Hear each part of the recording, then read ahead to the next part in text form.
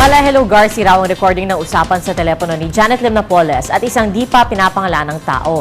Iniabot daw ito mismo ni Napoles kay Rehabilitation Czar Ping Lacson.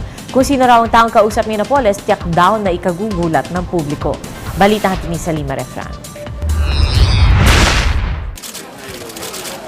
Bagamat hindi pa naisa sa publiko ang laman ng pinirmang affidavit ni Janet Lim Napoles kung saan ikinanta niya raw ang nalalaman niya sa pork barrel scam, nabasa na raw ito ni Rehabilitation Czar Panfilo Lacson dahil siya raw ang unang nilapitan ni Napoles bago ang Justice Department.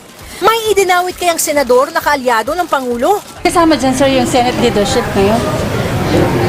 Basta kung may ebidensya ng dokumento, nabira yung mga tanong mo, parang tinanong mo kung kasama si Senate President Drilon. Kasama sa sir? And then pagka kailangan yung dokumento kasi, mahirap magsabi kasi say-so yun eh.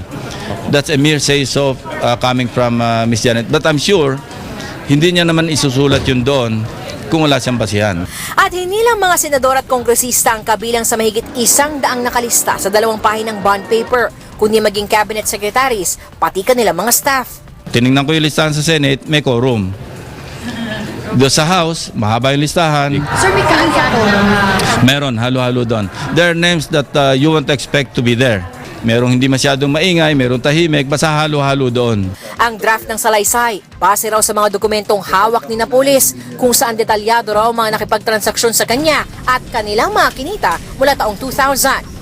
May USB drive din binigay si Napoles kay Lacson na naglalaman daw ng recording ng pakikipag-usap sa telepono ni Napoles at ng isang tao na hindi niya binanggit pero ikagugulat ng marami kung maisa publiko. Siguro kagulat-gulat din parang Hello Garcia rin. Sir, paano? The least that you expect, yun yung maririnig nyo doon sa conversation na yun. Hindi man natuloy ang pagkanta sa kanya, masaya si Lacson na lumapit si Napoles kay Justice Secretary Laila de Lima na minsan ang nagpatugi sa kanya, kaugnay naman sa Dacer Corbito double murder case. Whatever we had in our past, I still believe that si Secretary de Lima is the right person na in-approach niya because no nonsense at saka more or less may assurance na hindi isa-sanitize yung ibibigay na information. Salima Refran, GMA News.